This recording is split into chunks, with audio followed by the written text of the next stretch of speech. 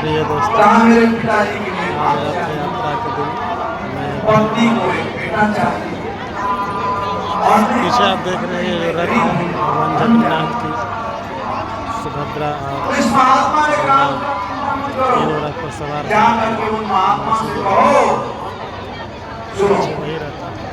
ध्यान यह रथ जाकर उन महात्मा से कहो कि मेरे पिताजी गोल मंदिर से सोने के थाली में खाते हुए एक पोता देखना लाई गई चाहते है, हैं। जहाँ पे इस्कॉन तीनों मिल गया ना।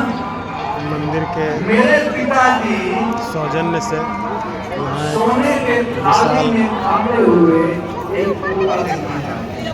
देखना चाहते हैं मतलब आँख मिल गया, सोने के थाली मतलब धन मिल गया और पोता मतलब एवं भव्य पंडाल बनाया तीनों गया मिल है। गया। ये तीनों मिल गया। देख रहे हैं कैसे मिला? साधुओं के संगति से, महात्मा बहुत ही तो संसार में जो प्राप्त करना है वही प्राप्त होगा। पंडाल को सुशोभित की गई है। संसार में सब लोग सुख प्राप्त करना चाहते हैं। साधु सुख नहीं देंगे और अब देखेंगे लेकिन सुख का रास्ता बताएंगे। पालन आपको करना है। यदि आप पालन करोगे साधुओं के द्वारा बताए गए रास्ता को तो आप ये खिचड़ी का भोग और डिपेंड करता है आप धर्मात्मा प्राप्त करने के लिए भक्तों की भीड़ लगी हुई है।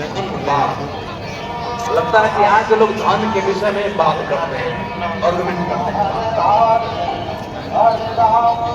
के विषय मैं भी अभी पंक्ति में खड़ा होकर खिचड़ी का प्रसाद ग्रहण करूँगा।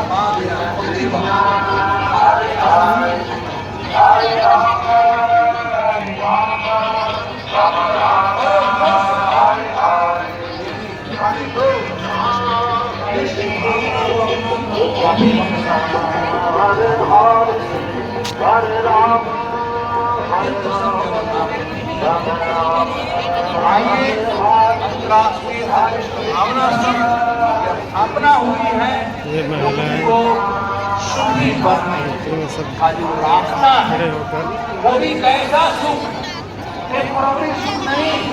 खिचड़ी का संसार में सब लोग परमानेंट सुख चाहते हैं। लेने के लिए आगे बढ़ रहे हैं। परमानेंट कोई कैसे सुखी हो सकता है उसका रास्ता काम करता है। इंसान हम बताएं भगवान भगवत गीता में कहते हैं ये भगवत गीता का जो ज्ञान है वो कैसा ज्ञान है? कहते हैं राज विद्या राज नियम पवित्रम इदम उत्तमम पटक्षराम पीछे जो दिख रहा है धर्मम मंदिर सुश्रुतम कर्तुम अव्ययम राज विद्या राज भोजन पवित्रम इदम उत्तमम है जो खत्म नहीं होता है यानी परमानेंट सुसुखम सुख। यह ऐसा विद्या है कृष्ण भावना का विद्या ऐसा विद्या है लोगों को परमानेंटली सुखी कर देता है। जो व्यक्ति कृष्ण भावना भाव बन जाता है वो हमेशा सुखी हो जाता है।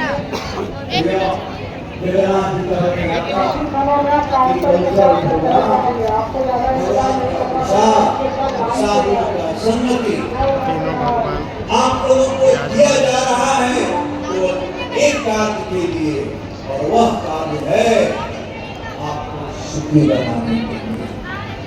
तो यहाँ पर क्वेश्चन आंसर रूप होगा, आप लोग वहाँ जाकर प्रश्न कर सकते हैं।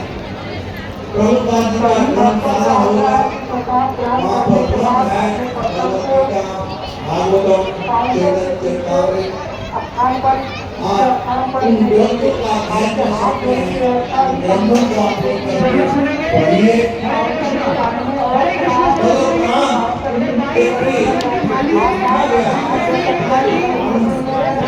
फिर देखिए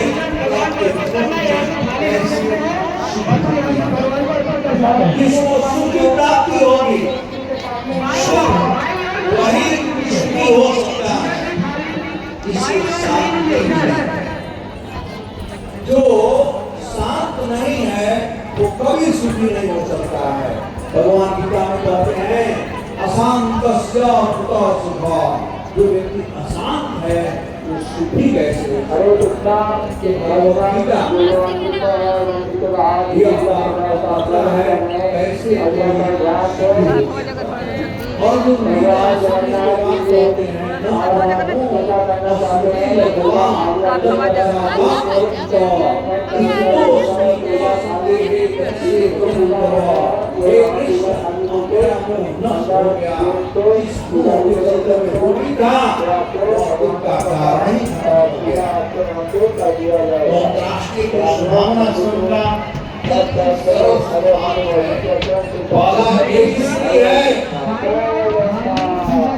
होने के लिए यहाँ दूसरी तरफ हालांकि सभी युग में लोग दुखी थे और सुखी थे, लेकिन कलयुग में बहुत दोष है।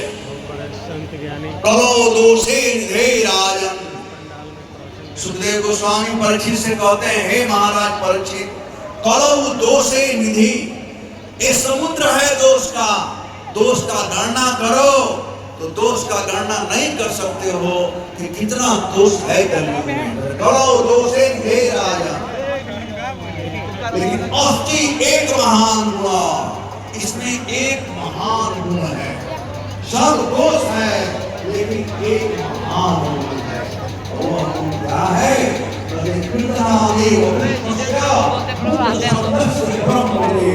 वह है भगवान श्री कृष्ण के नाम का कीर्तन। तो भगवान चैतन्य महाप्रभु जो साक्षात श्री कृष्ण है, साक्षात जगन्नाथ है, ये भगवान चैतन्य महाप्रभु यहाँ पे महाप्रसाद के लिए स्टॉल लगी हुई है। जो भक्त चाहते हैं महाप्रसाद घर ले जाने के लिए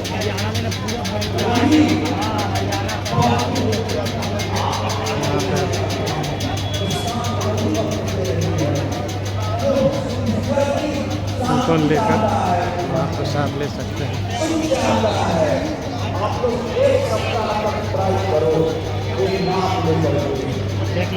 हलवा है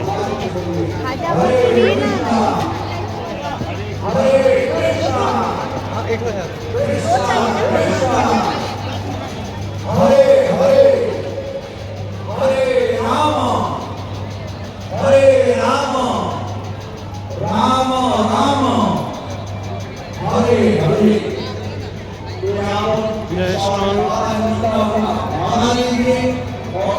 द्वारा गोल ग्राउंड में प्रत्येक वर्ष रथ यात्रा महोत्सव मनाया जाता है। और यदि अच्छा लगेगा इस्कॉन तो आप international society for Krishna consciousness लेकिन जब चाहते हो कि तरफ फास्ट है गलती है ना, कभी नो टाइम समय नहीं, जगह जगह काम सही है, समय नहीं है।